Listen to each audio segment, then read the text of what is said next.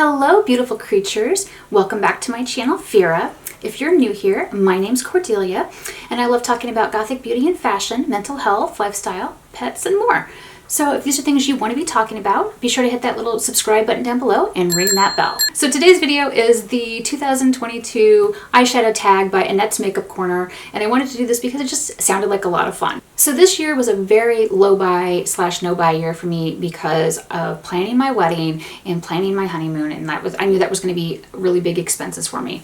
Because I'd been married before, I knew there were certain things that I wanted to do and didn't want to do with the wedding, so I was very, very judicious in how I spent my money for the wedding.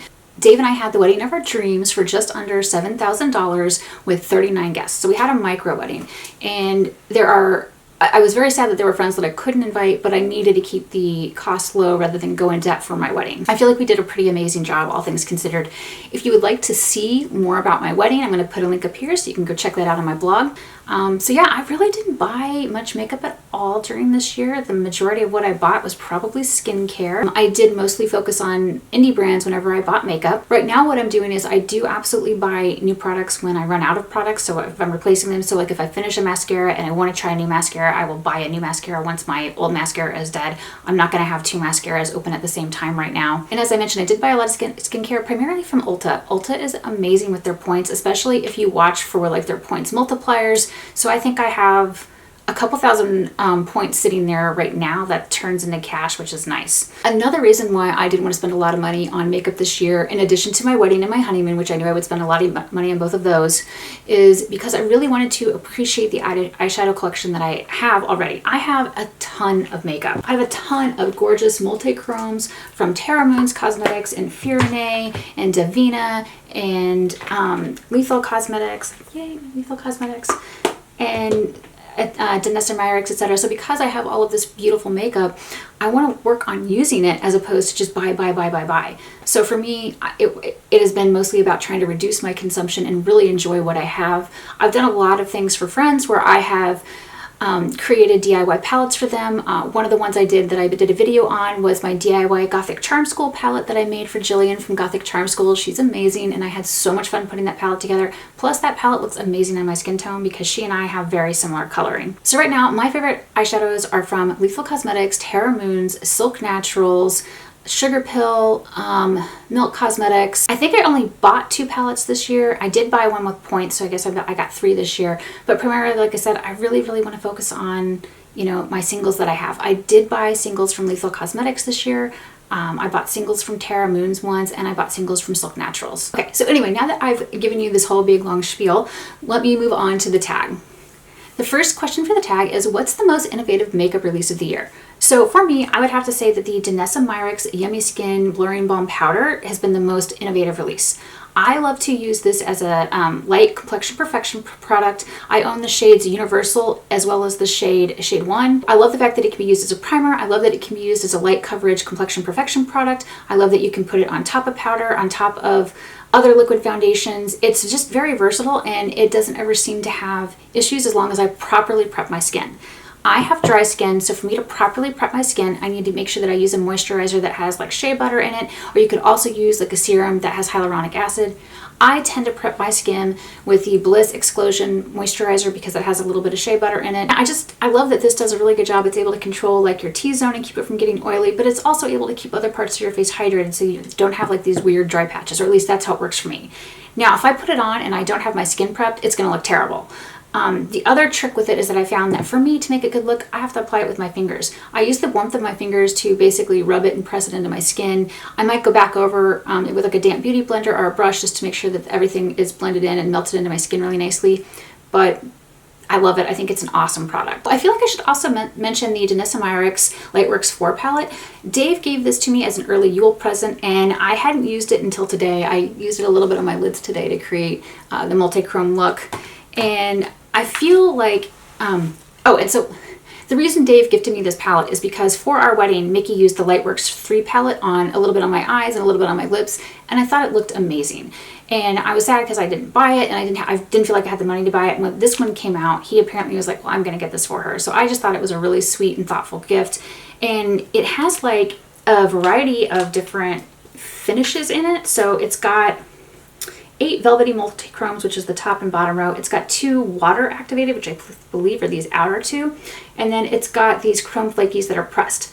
I use this chrome flaky that's pressed Paradise on the center of my lid today. And I think I also used Awakening on my lid just to try to create a fun color. But I am looking forward to playing with it because I feel like it's interesting that they have all these different formulas. The only colors that I'm really not sure about with it are the 2 water activated ones, because I don't typically use water activated eyeshadow. But I figure it might not be that different than, you know, when I put eyeshadow on a brush and then I spritz it with my Urban Decay All Nighter spray to get it a little bit wet and make it just more vibrant. So the next question is one that I added in because Annette said you should add in a question if you feel like it. And I'm going to say this is the small palette of the year that surprised me. And that's actually going to be the Ulta Cosmetics Thor Love and Thunder Valkyrie palette. And why this surprised me is, number one, it's a cool tone palette. You don't often see cool tone palettes. And number 2 is that it's actually good formula, especially for Ulta. Of course, it could benefit from more pigmentation, as almost every single drugstore eyeshadow palette could. But I had no regrets about spending, I think this was on sale. I feel like I got this for like 16 bucks. So I have no regrets for the money I spent on it because it just seemed like a good buy and it actually works well. So it was surprising to me. Part of what drew me to it is that it has like the Frost House colors. My last name is Frost now. And I like the frosty icy blues up here and the purples, because icy blue or icy teal and purple are my house colors. The next question would be the big palette that surprised you the most. So the big palette that surprised me the most was actually this PR palette that was sent to me by Vampyre Cosmetics, and it's the Cthulhu Cocktails palette. In general, I don't like really large palettes. This one has 30 pans because I feel like large palettes are very unwieldy. They're really hard to pack and travel with, but this one is not. This one is actually pretty compact. And basically, when you open it, you can kind of think of it as like 3 10-pan palettes in one. So it's got really gorgeous colors. I did a review and swatches of it, so if you want to check that out, I'll put a link in my description box to it. But I love all of the brights in here and the mattes, and I love the fact that you have multiple different finishes. So you have matte, you have shimmer, you have metallics, and I feel like there's one more, satins. So I like the mix of finishes, I like the colors, and it was a lot of fun to play with. The pigmentation is good, it's talc-free, and it's vegan. So if those are things that interest you, you might want to check it out. What's the palette you regret buying? So I didn't buy this with money. I bought this with my Ulta points, so I guess technically kind of money, but down the road.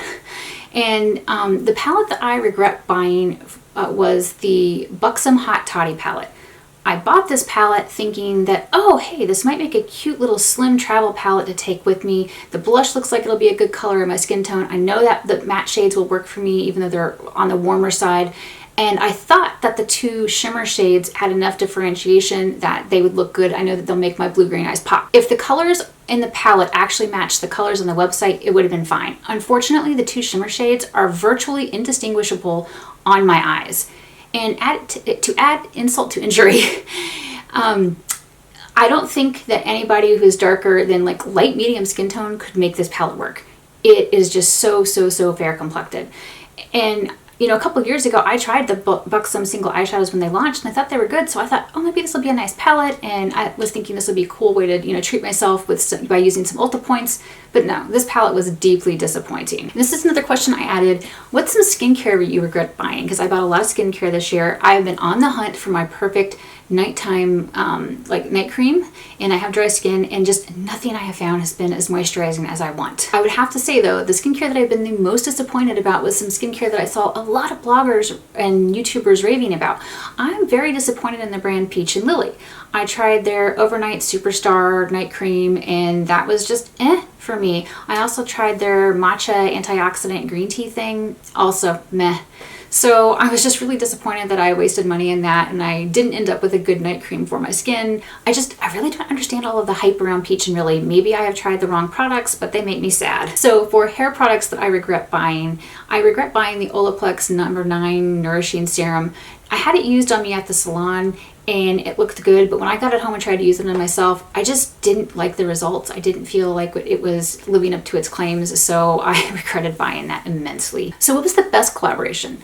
For me, the best collaboration that I bought this year was the Odin's Eye and Hella palette collaboration with Angelica. I thought it was really cool. I loved the yellowy greens and the pinks. I liked the multiple finishes, and I liked the duochromes and metallics. it is a lot of fun, and it's the first time I ever tried Odin's Eye, and I was not disappointed with it. So that's my pick for the best collaboration of the year. The next question is, what's the worst collaboration of the year?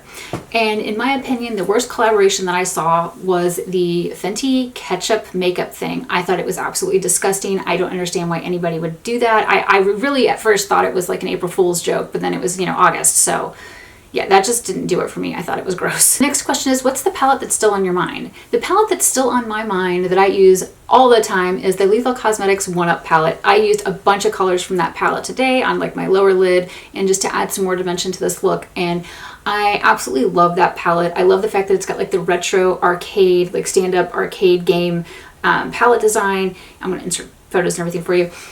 And that, you know, when you open up the case, it's got player 1 and player 2, which is very reminiscent of playing the old arcade games, because I remember like when I was a kid going and playing arcade games with my brother. So it was really cool to see. But more importantly, I really love the products inside of it. I like that they have I love the UV reactive colors. I love that it has like greens and teals and chartreuse and pinks and purples. You know, some of my favorite colors to wear, because I do like a lot of color. I am a colorful goth. The next question is, what are you hoping to see next year?